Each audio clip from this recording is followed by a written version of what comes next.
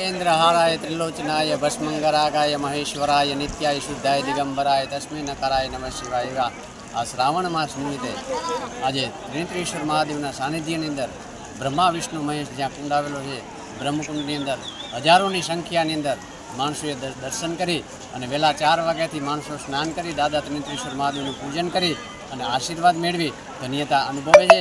અને આ કુંડની અંદર ઋષિ પાંચમના દિવસે ગંગાજી પધારે છે તો ઋષિ પાંચમના દિવસે ઋષિઓને દેવોએથી આ મેળાની સ્થાપના કરેલી પરંપરા ઋષિ પંચમીનો મેળો ચાલ્યો આવે છે। અને ઋષિ પંચમી દિવસે કણવ ઋષિએ ભગવાન શિવ ત્રિનેત્રેશ્વર મહાદેવને પ્રગટ કરેલા।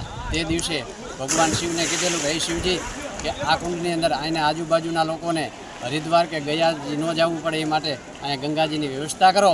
ત્યારે કણવ ઋષિને કીધું કે હે કણવ ઋષિ કે ઋષિ પાંચમના દિવસે વહેલા 4 વાગે આ બ્રહ્મકુંડની અંદર બ્રહ્મ મુહૂર્તની અંદર ગંગાજી પધારશે અને જે કોઈ આ કુંડની અંદર અસ્થિ વિસર્જન કરશે અને જે કોઈ આ જગ્યા ઉપર પિતૃ તર્પણ કરશે એને બધાને મુક્તિ મળશે। ઓમ નમો નારાયણ, જય ગિરનારી।